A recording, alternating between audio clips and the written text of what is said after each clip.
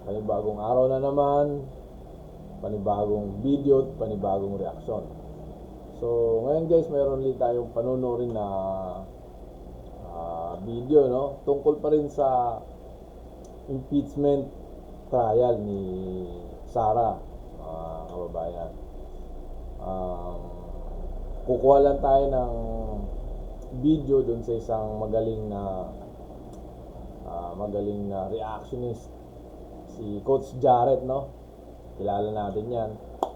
Kumbaga, sa akin talagang idol ko yan, magaling magpaliwanag yan. So, Coach Jared, hiramin ko muna ang video mo, no? Para ma-share ko lang sa iba. Pero guys,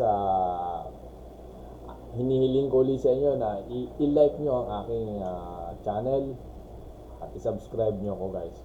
So guys, magsimula na tayo. Pakinggan muna natin si Coach Jared. Niya na to, itong specific na interview na to. So papanoorin natin mga kochero, kasi marami siyang sinabi dito. Sit back and relax muna tayo. Panunorin muna natin si Coach. Na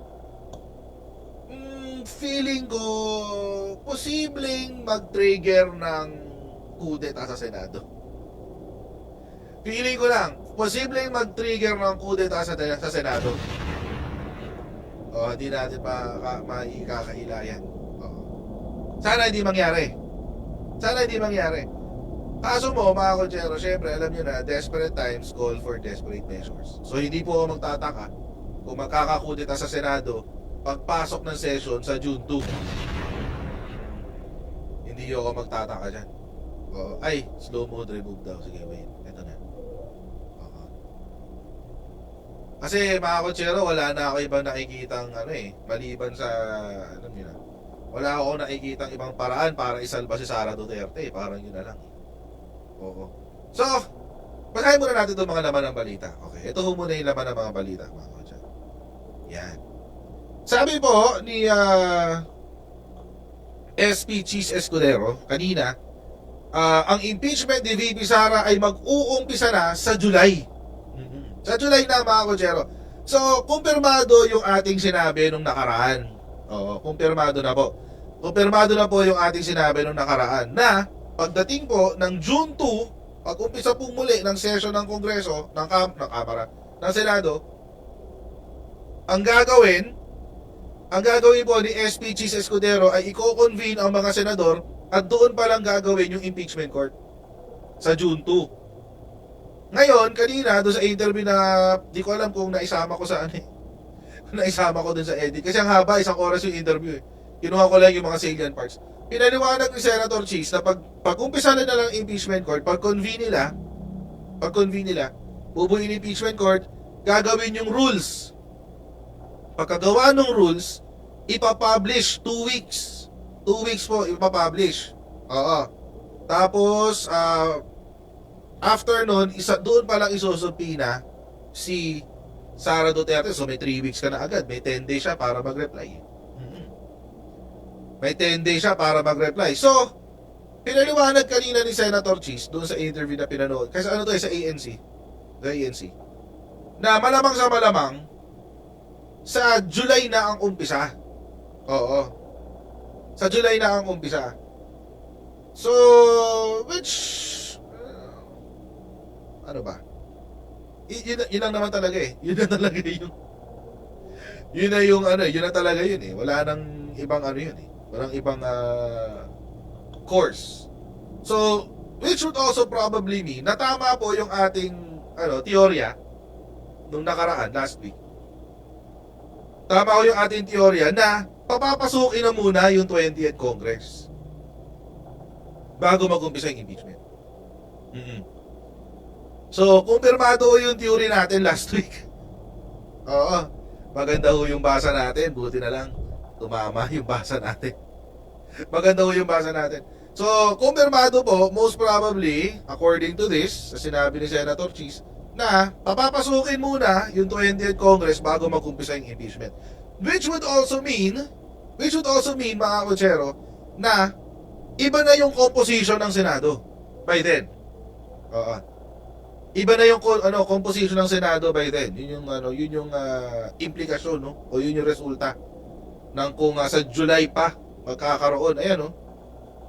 Most likely when the new Congress already enters into its functions, that means after SONA. See, after SONA pa. The trial will commence after that day. So most probably July, kailan ba yung July 21? Wait, anong araw yun? Saan yung kalendaryo? Wala nga lang sa phone. Saan yung phone? Mas madali tumingin sa telepono eh. Okay, July. February pa lang. So yun guys, no, nakuha na natin yung sustansya ng video ni Coach Jared tungkol dun sa impeachment trial ni VP Sara, na ito daw ay mangyayaring magaganap sa after ng election. So yun lang yung sustansyang kukunin natin ngayon guys. Magdadagdag tayo ng isang video para mas maganda-ganda yung ating pagkakaintindi o maiintindihan natin ng maayos kung ano ba yung mangyayari after impeachment or ma-impeachment o hindi. So may interview rin si Senador Chis Escudero na isi-share ko sa inyo guys para medyo lumawak-lawak ang ating o maintindihan natin kung ano yung mga iba pang mga batas na gagawin ng Senado o gagawin ng ating mga mambabatas doon sa mangyayaring kalalabasan sa trial kay VP Sara. So eto guys, panoorin natin si Chis Escudero, Senador Chis Escudero guys.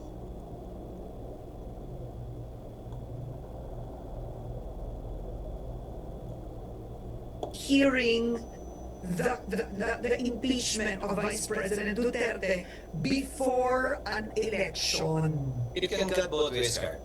Ito guys, ano lang to guys, para lang madagdagan yung natin, yung ating pagkakaunawa talaga sa mga nangyayari o sa mangyayari pa. Tuloy natin to guys. However, I think it's advantageous in the sense that at least this will be a valid election issue, at least for members of the Senate who are running, or those who are running for the Senate, and members of the House, or those who are running for a House seat. Okay. What will you do if you win? What's your viewpoint? What's your point of view? Will you acquit? Yes, but you haven't even read it. You'll convict, but you haven't even heard the evidence as well. It'll be a nice election issue, at least in one aspect of the elections for these two positions. It'll be a valid election issue. But let me add another point, Karen. I forgot to mention earlier. Special session has been mentioned by several people. The Constitution is specific, Karen. The Senate President, in consultation with the minority and majority leaders and with the consent of the Speaker, can hold special sessions, meaning the House and the Senate. And there are specified instances. Hiwa-hiwalay na provision ng Constitution to. 1. In order to tackle urgent legislation. Again, sui generis ang impeachment court, hindi siya legislation. You're right. 2. In order to vote for the Vice President, in case the Vice President is removed or becomes incapacitated.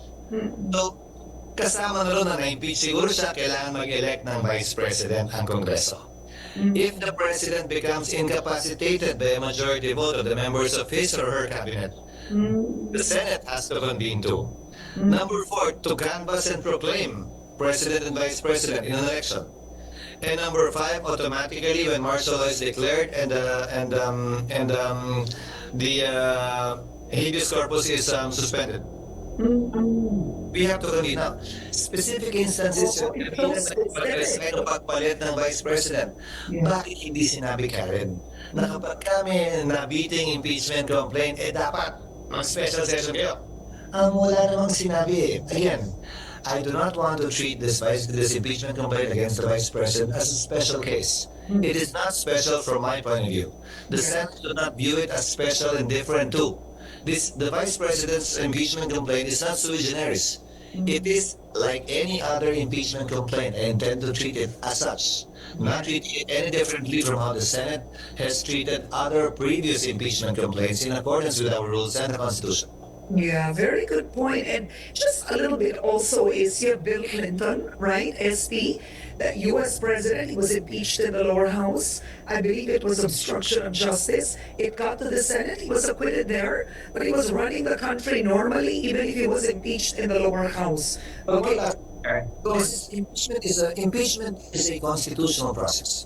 People have been talking as if it's something to be scared about, something to run away from, something to be concerned about. They should not. Impeachment is a process to hold officers in government, high officials in government, accountable to the people. It is a legitimate, valid proceeding and mechanism to do that. It should not be frowned upon. We should not be scared of it. We should not be concerned about it. We should not run away from it. This is something that we have to embrace as a process to hold officers accountable. No ifs, no buts about it. So we don't have to change our daily routine, really. You can watch, but we don't have to change our daily routines and act differently because they are simply part and parcel of what the House and or the Senate can and should do, depending on the circumstances and the times. So we're talking about the rules, the process that has to be drafted before the impeachment trial actually begins. And I have, this is quite interesting because we don't have enough time to talk about the other issues. I do hope to have you back on the right sizing bill, for example. That takes a whole other show. Ask you this interestingly in history. When former President Gloria Macapagal Arroyo came into power as president, she appointed a vice president. And my memory is correct, right? It was Gingona, Senator Gingona. What does the Constitution say? And I understand if you want to be careful about this because you are the Senate president at this point. But what does the Constitution say if a vice president is impeached and convicted? Who becomes the vice president? There is no succession in terms of rank. So the president is number one, the vice president is number two, the Senate president is number three, the speaker is number four. Yeah. There is no succession. Hindi papalit ang Senate president sa vice president kapag ka na-impeach, natanggal, nag-resign, naging incapacitated. Hindi rin papalit ang speaker sa Senate president dahil hindi naman siya miyembro ng Senado. Ang palitan lang, ang succession applies only to the vice president becoming president and vice versa. Kapag may nangyari sa presidente. So what will happen? If the president, like in the case of former President Arroyo, when she became president, the position of vice president became vacant. As president, she appointed/nominated a member of Congress, and that's what's provided for in the Constitution. And not the SP, no? I mean, the Gingona was a sitting senator. Okay. Yeah. President can choose from amongst the members of the House and the Senate, but not all. Because the minimum age for Congressman is 25, the minimum age for Senator is 35. The minimum age for President and Vice President is 40. So he can only choose from among the 40 years old and above congressmen and the 40 years old and above senators to be the Vice President, and the House and the Senate voting separately will confirm by a simple majority vote the choice of the President. So yung choice ng Presidente hindi naka-majority vote, pili siya ulit. Oo. Ano naka-majority vote? Magandang paglilinaw to. Can the president, hypothetical lang to this is all hypothetical, I'm just curious about the law. Can he appoint a mayor, a vice mayor, a cabinet secretary? Only from Congress, sir. Okay, A congressman and a senator aged 40, as I said, because the requirements for vice president is the same as the other requirements. Natural-born citizen, able to read and write, registered voter, pareho na yan sa congressman at saka sa senador, except for the age. So dapat ang limitasyon na lang is 40 years and above. All right. So before we close the show, I want to ask you personally, this could be, what would say career defining for you? I mean, you ran for president at one point, right? I remember. Yes. Twice, Karen. Right? Twice. Vice. Vice, yes. Tino mo yung memory ko sa tagal ko na. Sa tagal ko na. Angkol, hindi ko na matandaan ano mga tinakbo ninyo. Tumatanda lang talaga tayo. Tumakbo ng Vice President, si Senador. All right. So, but this could be career defining for you as it was for Juan Ponce Enrile, even Hilario Davide. I think before we go is what is your personal mantra as the presiding officer of this impeachment trial? What do you hope to be, hope to achieve? You know, I mean, all eyes will be on the Senate, but also on you, how you conduct yourself. But probably, Karen, that's why I've been very careful. I'm about to end my term. I'm seriously thinking about not running anymore in 2028. And I would want to finish it off on a good note. But impeachment trials such as this one cuts both ways, Karen. It won't only make you, it can also break you. So, hindi naman porket may spotlight, agad-agad, bida, may nabibigyan ng spotlight na nagiging kontrabida. I won't mention names, but there were certain senators before, given their performance or absence of it or lack of it in the impeachment, that made them unelectable already in elections that ensued. So it cuts both ways, Karen. And I hope impeachment court judges would keep in mind fairness, being ensuring that it is not our job to convict nor acquit. Our job is to render justice, whatever that may mean. It may mean a conviction, it may mean an acquittal, but whatever that may be, we should render justice. So justice being simply defined as giving every man, giving every woman his or her due. Again, whatever that means. I think we should all concentrate on that. People will be pleased, some people will be pleased, some people will be happy, some people will be sad, some people will be mad. But we shouldn't care about that. What we should care about is where the evidence takes us.